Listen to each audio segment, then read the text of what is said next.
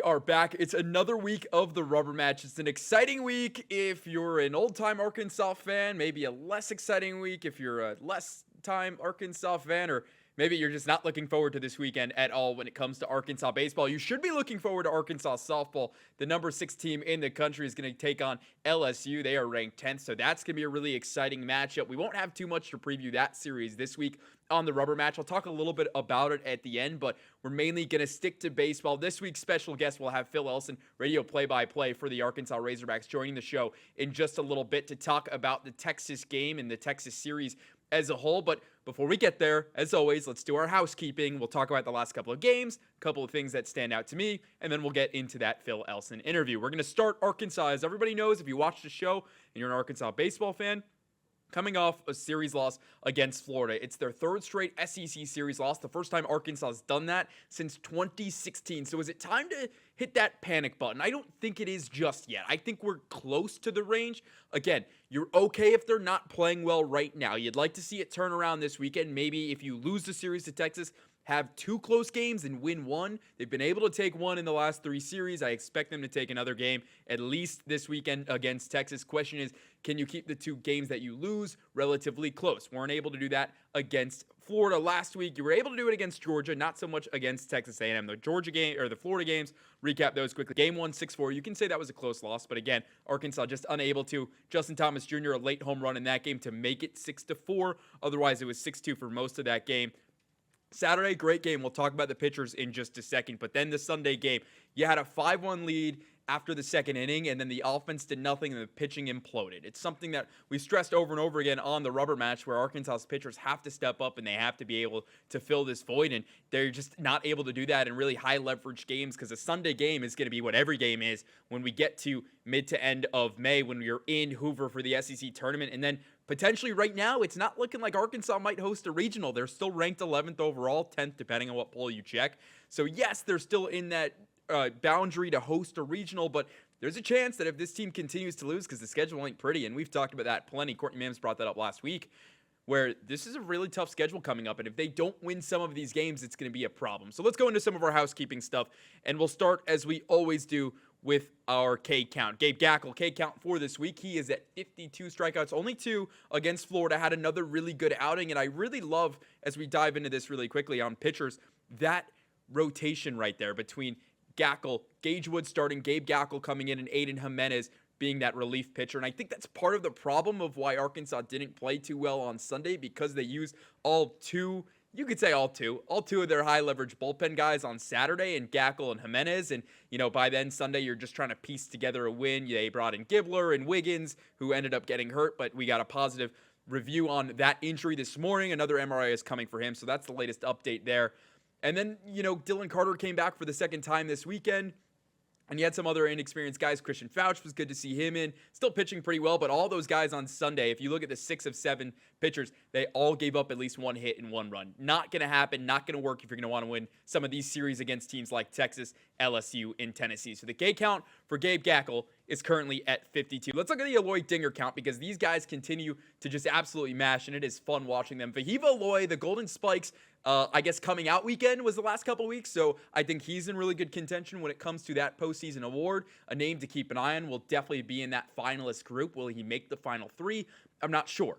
Will he make the final 15, 20? Absolutely. He's been that good for the Razorbacks. But that K count right now, Dinger count, I should say, that's up to 28. I believe Vahiva has 17. Cahillo has 11. So that's where we stand. Again, no Missouri State game last night. That got canceled because of the weather, because of all these bad storms that are in Northwest Arkansas, and especially in Springfield, Missouri, where that game was going to be played. So none of those games.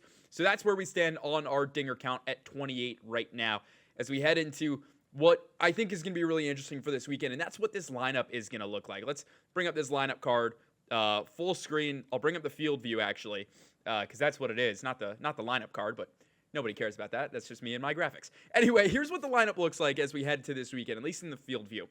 Now, normally, right field, I think that's the big thing that I want to point out this week. Everything else is probably going to be status quo. JTJ in center, Davalon in left. Your infield, status quo again. Gabe Frazier battling a little bit of injuries. We'll be curious how much runway he gets this week. We'll continue to keep an eye on that and what that is. But DVH said, again, that is nothing major, nothing to worry about. Vahiva, Iredale, At short and third, Cam Kojal at first. Don't be surprised maybe to see Rocco Pepe at first and Kojal slide to second base, depending on how severe this Frazier injury is. We only really learned about it for the first time today, so we don't have a lot of information there. Helfrich behind the plate, Cajillo at DH. But what you're seeing right now, if you take a look at right field, that's Carson Bowles right there, and it is not Kendall Diggs going to be in. Diggs is hitting 167. Let me just double check that really quickly for everybody so I'm right. Yep, 167 on the dot is what Kendall Diggs is hitting. Carson Bowles hitting 348, has played in 25 games, so that's 9 more than Kendall Diggs. Actually, I should say it's 4 less. I was looking at Rocco Pepe's stat, who is 16. Anyway, that's the interesting thing, right? Logan Maxwell hurts himself after that throw over by Zach Root in game 1. Pulled the hamstring yet again. It's something he's been dealing with throughout really the entire season, and that injury dates back to fall. Davey H said he might get a couple pinch hit at bats, but it's not looking too good for him to be at least playing in the field this weekend. So that's where at least we stand right now when it comes to the actual infield itself. I don't expect the lineup to change too much. We'll see where, DVH ends up sticking with. I think, again, you'll see Davlon leading off, Ahiva 2. Wouldn't be surprised, Kojal 3, Iredale 4. Maybe Ryder Helfrich gets moved up in the lineup. He's hitting a quiet, and I said this last week when he was hitting a quiet like 304. Right now, it's still a quiet 295. You'll take that any day from your catcher. You'd love to see maybe a little bit more power and a little more pop from Ryder Helfrich to give this lineup a little extra juice. Feels like he's really been hitting singles, and we always joke around in the office about like infield singles more than anything. So that's kind of where the lineup's going to stay. The other important thing to touch on is the pitching rotation. Should have brought this up when we were on our K count, but I'll bring this up now. Zach Root will be your Friday starter, and your Saturday starter, again, Gage Wood. Gage, I'd expect him to have about a 50 pitch count, maybe 50 to 60. Last week it was 35, 45. You'd like to see it up 10 pitches, but again, we're on a shorter week. So Gage will pitch on Friday instead of pitching Saturday. So only 6 days rest of him.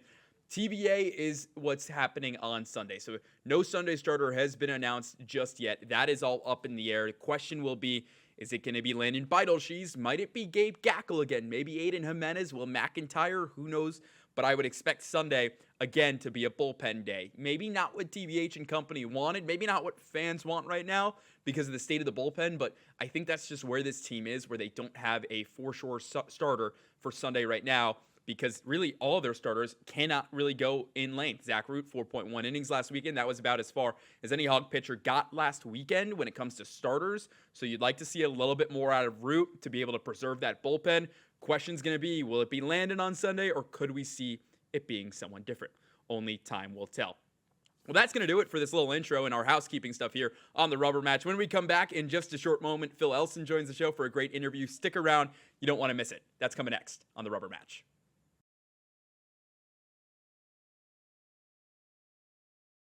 Welcome back into the show. Excited to have Phil Elson joining us as promised. Phil, it's a fun week for Arkansas baseball. I guess fun in some ways, maybe not so fun in the other ways when it comes to maybe the actual baseball and how it's going right now. So I want to, before we get into the Texas series, we'll have some fun there. But curious, the last couple of weeks, it really feels like have been the same story, especially when we get to game 3 in a series. It's 1-1. They've got to go and win the rubber match, and Arkansas just been unable to do that. What have you kind of seen those last 3 game 3s really for this Razorback team that's maybe let them down more so, whether that's hitting over pitching or vice versa?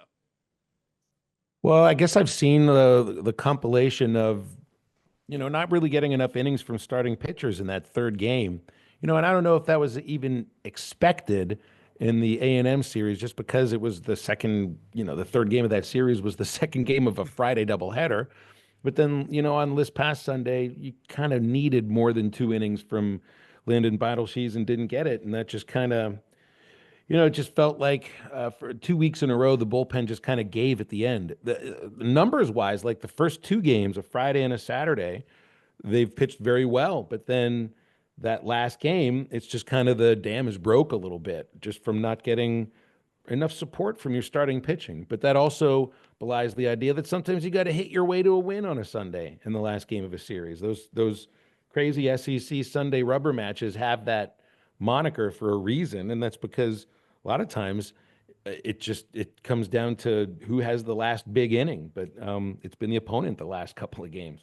Is that something that when you look forward and you see who's on the schedule coming up next, is that a giant red flag? Or maybe it's just, these couple weeks didn't go our way after you had some weeks where you're going on the road and you can take that Ole Miss series to open SEC play where they did end up getting that big inning to end it. Where do you kind of see that? Is it like a red flag, or is it now is kind of the right time to maybe drop some of these series? No, I mean, there's never like I don't believe in the idea that there's ever a right time to lose games. It's just, we know baseball's hard, and sometimes the breaks go your way, and sometimes they don't. So are we really to believe that maybe the difference in feeling differently about how the last 3 weeks have gone and haven't, is it really a, being up by 1 run in the last inning against Georgia and just, not being able to hold on to it? Because when you're that close to a victory, things really can go either way. And then a couple of balls, not just to the warning track, but to the fence and nearly over Yeah. the fence in the eighth inning in the last game of that Florida series. So I don't know if that's a matter of the breaks not going your way or just not hitting it far enough in a couple cases. One foot makes a difference. So I haven't seen anything in these 3 weeks to make me think that this team is not a contender to make it to the College World Series and play well while they're there. They've just lost some games, and I mean, there's a reason why we say that's baseball, Susan, but that kind of is sometimes. Yeah, and it's funny when people want to, talk about maybe the lack of run production. Still, you'd think sometimes, especially with how the bullpen's been at times this year, a 5-run inning should do the trick.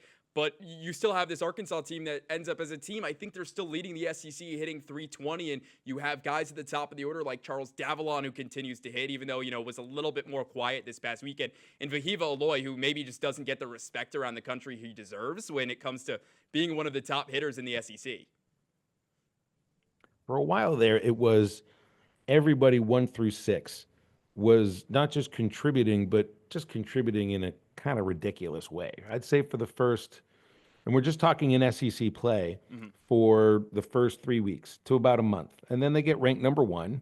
And that makes perfect sense because not only are they winning all these games, they're blowing everybody out. But there's been a steady, I don't know if diminishment is the right word, but part of that might be just having Nolan Souza, out of the lineup and knowing he's not coming back. And Nolan was playing really well. I mean, he was a steady influence at second base. He was coming around down in that bottom of the batting order, which was also another reason why the lineup was so complete because hitters 7, 8, and 9 were producing and they were happy to be hitting there. And it was it all, that was the chemistry that was going on. So there was Souza that gets knocked out of the lineup for the rest of the season. Frazier comes in and plays well, but I think he's had some issues just being able to stick in the lineup because of health. It's been the same thing in right field with Logan Maxwell. And I just think that ends up putting a little bit of pressure on guys like Vahiva, like Davalon, like Cahillo, Iredale, and Kojal to not just produce, but to pick up the slack from the others, and that can be a little difficult sometimes. So, but it's still really good hitters. I mean, it's a stout lineup 1 through 9. I just think having a couple of cogs get hurt has been a reason why we've seen them just not produce as much. Yeah, and especially with Nolan Souza, it felt like that kind of caboose crew, as they were calling themselves, really had it going in those early SEC series. But let's move on. Let's talk a little bit about Texas. You've been around for quite some time around Razorback baseball. Do you have any favorite Texas memories before we get into them now being in the SEC and this being a conference series that kind of stand out that you remember that come to the top of your mind? It was Father's Day, I think it was in 2018 when the Hogs played Texas in the College World Series, opened the College World Series there. And oh man, that was a great game. I remember Texas had the lead until, they'll never forget this, Coach Norm DeBryan walks into the radio booth with me and Bubba just to come in and kind of say hello. And he walks in and Luke Bonfield hits a home run to take the lead. We're like, I mean, of course, how could this work any better? There was the same game where Heston Kjerstad legs out, I think it was an infield single, and the second baseman's trying to come over and cover. And, he tried to hold the bag, and that's really difficult for him to do against someone of Heston's size, and he gave him just a little bit of a nudge, which I think to this day has been told as a story of a giant shove, but I don't really think it was a giant shove, but it was a great moment. I Yeah. mean, it really was. Yeah, that shove. I remember just watching it and seeing it in the last couple of years of it come up, and you're like, well, you didn't really push him. It's more, 6'4" versus, 5'10", 5'11". But it's really fun to see kind of this now move over. And something that DVH was talking about earlier today, where he feels like, a lot of the rivalry right now between Arkansas and Texas has more to do with the fans than maybe the players. I'm curious, where do you see that at all when you're kind of walking around and seeing, the younger generation of Razorback fans who don't know the history per se of these two teams, and that dates back to the Southwest Conference? I think the players believe in it too because, well, a part of it is also because of what this series means in the context of the season and where these two programs are and where they have been. Um, I know Jim Schlossnagle has a specific view on the way that Dave Van Horn runs a program, a very positive way. And he took that with him to Texas A&M, and this is a very important series to them, and I think they would play that way. But they also have a lot of kids from Texas that may have learned a little bit about what the Razorbacks mean to them. But I also think that anybody that plays for the Longhorns views themselves in a way where they just think everybody looks at them as their main rival. Hmm. Um, with the Arkansas players, I mean, I don't know how they might view it. Fans, yeah, they want them there to be a rivalry. I think a lot of people that are, probably around your age, Evan, weren't around for when these programs played and really hated each other. So this is an opportunity to live that we've all heard about it for years and years. And it was different in 21 when Texas visited as a Big 12 team. It was awesome when they played in the College World Series that year because Arkansas and Texas had also played a midweek series Hmm. in Fayetteville that season. But it wasn't the same. We're not going to play them every year, I guess. It's too bad. But I bet you we play them a lot, and these series will always mean something. Um, I just have a sense they'll probably mean a little more to Razorback fans just because Texas thinks everybody is coming after them. And Yeah. in some cases, they're right. Absolutely. And let's talk a little bit more about baseball right now. Let's get specifically into this series. Texas loses Jared Spencer for the year, so he's done. I believe it was Tommy John surgery, so he won't be pitching. He was their Friday guy for a while. What's still, even without him, this team is still 19-2, top in the SEC by 5 or so games. What makes this Texas team so dangerous? Just looks to me like they're I mean, you can't say mistake free, but they limit their mistakes and they don't put guys on base. They don't give you extra outs. They get innings from their starting pitchers. And they have a bullpen that I think, is just able to pitch in pressure situations because they play in so many close games. They don't have the kind of lineup that's going to, knock you off the books just based on their power or their speed, but I do think they make contact. I think they draw some walks and they'll take advantage of another team's errors. Um, but I think it's awfully difficult to score against them. Hmm. And they've got righties and lefties, and Schlossnagle's really good at handling a bullpen and a pitching staff. And to me, they play a little bit of, I mean, it's a little bit of old style baseball in that they're going to outpitch you and they'll score just enough runs. Yeah, Dylan Valantis in that bullpen has been lights out, a freshman, about 6'5", 6'6", somebody who's been really good. So when you look at the Arkansas side, they've been in some of these close games, especially in SEC play, and maybe they haven't gone their way. What do you think needs to change? What's got to be the big cog this weekend if they want to get that series upset against the number one team in the country? I think it starts with a good start on Thursday night from Zach Root. Just something to feel like things are stabilizing a little. And I mean, I think there's also important to throw a caveat into this. Hmm. 3-6 is a heck of a lot different than 2-7 or 1-8. They haven't been swept in any of these series. And I know people hate hearing, well, they're close in their club, but they've been close in all those other games. So it's like Couple things here and there. They got to get those couple things to go here and there. It's not excuses. It starts with a starting pitching performance from your ace to pitch like an ace, to stabilize everything else. I've always thought a good start from your starter, and I'm really just talking, and I don't even think that a quality start really is 6 innings and 3 runs. Mhm. But heck, I think everybody would take that from Yeah. every pitcher this weekend, but certainly from Zach Root, you would take that. And I think that would be a big thing moving forward because I think it's important to not have to go too deep into the bullpen either Thursday or Friday. Jimenez has been really good. I'd love Gackle to just be able to take the ball and finish the game like we know he can. Hopefully, he's got a lead to work with, but even not, I think it's important to be able to maybe to use Jimenez twice, Thursday and Saturday, Mhm. and not have to go too deep. I'd say a couple of relievers each game, and then 6 innings. I'm not saying 5 innings. I think Yeah. 6 innings is very important. I wanted to ask you that you jumped ahead a little bit on Gabe Gackle and just the reemergence that we've seen now that he's coming back out of the bullpen. What to you has really stuck about maybe things he's doing differently, or maybe it's just a comfort thing that just coming out of the bullpen just feels more natural to him, especially because that's where he's been so good at Arkansas, especially last year. I can't speak to why he'd be more comfortable in that situation compared to as a starter, because everything. Well, I mean, last year you can talk yourself into saying, well, the guy fits this role because this and that. You can do it whichever role you want. He's got the starters repertoire, and he's so you think, well, he should be a starting pitcher. Well, he actually has a pretty good reliever's mentality because he just seems to be very cool and calm, and things don't really get to him very much. So I like that for him in relief right now. Just needs to command his fastball better because he didn't really show that against Florida, but he showed that the week before that he commanded everything against A&M, and that really stood out.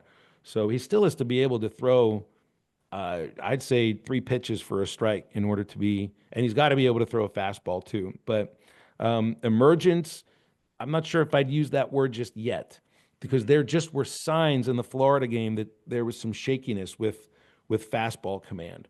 Um, I think it's super important for Gage Wood to just continue to do what he did the last 2 weeks and build himself back up to where he might be the guy that you're counting on for your best start on the weekend. And that's not to discount Zach Root because I think Zach has the ability to get deep into a game. We just really haven't seen it the last couple of weeks. Um, but we saw it early, so I know it's there. I know they know it's there. He knows it's there. But Gage has, I think, a dominant repertoire, and I think there's something about him that speaks to getting quick outs. And I think if he is to the point where he can be in, what do you want to call it, early to mid-season form by the time the postseason starts, he's your ace. Mhm. He's your ace in the hole as a starter. Wow, interesting to hear that because it's something with Gage where a lot of high expectations. Then you get hurt, and then it's questions of, hey, when's he gonna get back? They're teasing him. Maybe they're not yet. Then he comes back. Obviously, doesn't do too well against A&M, and then the last 2 weeks have been really good for Gage Wood. I want to talk about hitters before we let you go, Phil. Especially in this Texas series, who's that bat in the lineup that you need to get going? That's outside of Davalon and Vahiva. Who's the guy? Who's got to be the guy this weekend? Well, I think you need some contribution in the middle of the lineup just to be able to drive in some runs because Vahiva gets on base, Avalon gets on base. Whoever it is, I don't know where Maxwell's going to play or if he's going to play. This hamstring thing, I think, is a problem. If he does, it'll be a DH. So I don't know what that does with Cahillo, whether he plays in the field. Mm-hmm. But someone in the middle of that order, I think, has to produce. And Kojal did last week, and he had 5 or 6 RBIs against Florida. But I think if Iredale knocked in, it's funny. The team's undefeated when Iredale has 2 RBIs in a game. So Really? take that into this series, and I think it'd be great if you got something like that from your third baseman in every game. I'm sure if you can get a lot of the Ozzy chants going around the stadium, that might help a little bit as well for him. But Phil, anything else before we let you go coming up for this Texas series? What do you got your eye on most? What are you most interested to see? Well, I mean, there's an emotion that I've always felt from Razorback fans, whether it's been at Baum or whether it's been in Houston, where I've seen them. I've called a game that they played against Texas, or whether it's been in Arlington or in Omaha, it it stands out. It's different than when they play just about anybody else in the SEC. And that even stood out when they were Big 12 schools. So I'm excited for that. It's sort of difficult to describe, just you feel it Mhm. when you're there. Fans that are home watching will feel it when they're watching. Um, Arkansas, Texas, to me, feels like something that's very special and makes you, a little bit unnerved. So I always like feeling like that going into a game. There's nothing more exciting than I think when you're walking into a ballpark and you can just feel the atmosphere. When I went to the World Series a couple of years ago at Wrigley Field, when the Cubs were there, it was like you can just almost feel the excitement around. And I think, you hope at least Razorback fans are going to have that this weekend, despite the last couple of weeks, because it is Texas and because of who they are playing, and because it is still, at the end of the day, a top 15 ranked series this weekend coming up here. Well, I also think people enjoy themselves when they go to those games. I mean, that's independent of how the team is doing. Hmm. And there's only 6 home games left. We take it for granted that we hope we're playing at home in a regional and hopefully a super regional, and that I think that'll still be the case. But um, yeah, it's just I think people enjoy this in a way that's different from other sports at Arkansas or anywhere else in Northwest Arkansas. So people are going to show out. People take this fun that they have, they take it seriously, if you know what I mean. So, Absolutely. and they'll take the final score even more seriously, but they'll have fun, getting there. Yeah, all these games supposed to be fun at the end of the day. That's what college sports are. It's just for entertainment. So, Phil, that's going to do it. Thank you so much for joining. We'll close out the show on the other side of the break.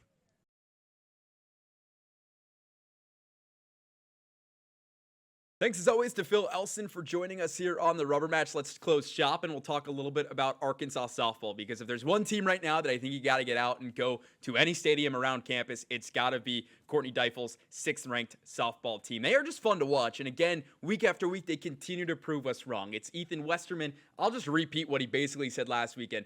This was a team who went 1-5 to start, very similar to Arkansas basketball. I know Courtney Mims made that reference, and so did Ethan, but it's the same thing, and this team continues to play better and better. Just took 2 of 3 against Texas A&M. Really had an opportunity on Sunday to sweep that series if Emily Kennedy, who is arguably one of the best pitchers in the country, didn't throw a gem, which, again, she did. Full credit to Emily Kennedy. She looked really good on the mound for A&M. If Arkansas could have got one run, and again, that game had a lot of missed chances, a lot of opportunities that Arkansas didn't take advantage of in that Sunday game to get the sweep. But right now, the big question for them is, what's it going to look like this week? How are you going to handle business in the last week of the regular season? The last 2 years since they've won the SEC tournament back in 2022, Arkansas, they lost to Florida in that series back in 2023, then lost to Alabama, ended up losing the regional. Flashback to last year, similar story. You lost to Missouri, lost in the first round of the regionals, Ole Miss, then you lost to Missouri, and then you flamed out in the regional again. So the question's going to be, does this team have what it takes to take that next step? Maybe you don't want to see them win 1 or 2 games in the SEC, but can they get back to a super regional where they were last in 2023 against 2022, I should say, against Texas? So the question's going to be for them, can they take care of business at home this weekend, or will they have yet another letdown series to end the regular season? Again, only time will tell, but that's one of the more fun teams, and I think with their lineup, they can beat you in so many different ways, and it's not just the power of Bri Ellis or, being able to say, hey, Reagan Johnson, bunt, get on base, Reagan Kramer will move you over, maybe knock you in. They can beat you in different ways. Robin Herron looks really good. Reese Burline's been pitching really well lately, which is another big plus. And again, the freshman, it just seems like Arkansas's got their rotation down pitching-wise, where it's really the 3 pitchers of Herron, Burline, and Peyton Burnham who are going to come out and just absolutely give teams fits every single day. I mean, you went into Aggie Land and only gave up 11 runs to the number 1/number 2 team in the country. I think you take that and you move forward with it every single day, because that is a result you can live with. I know they didn't end up getting the sweep like they wanted to, but still, you're in a really good spot to position yourself well, at least in the SEC tournament, to maybe not be playing on that day 1 on that Tuesday, but even further along to set yourself up to be at Bogle Park for regionals and super regionals. So a lot of fun going on with them. We'll try to have more of a softball-focused show next week as they hit SEC tournament. I don't know what that's going to look like just yet because we're still waiting to see what the draw looks like. If they play Wednesday, Thursday, which I believe they will, I'll try to push out an episode early on. If not, maybe we'll do a reaction episode and focus a lot on LSU. But the rubber match here, we continue to get into postseason play as, like I said, May right around the corner, literally tomorrow if you're watching this on April 30th when I'm recording it. So a lot coming up on the rubber match. We got a really fun next month of baseball, softball in store, and before you know it, we'll be talking regionals, Women's College World Series, and eventually Men's College World Series. So a lot of fun, but that's going to do it for the rubber match today. Thanks everybody for tuning in. I'm Evan Kamiko. We'll see you back here next week on the rubber match.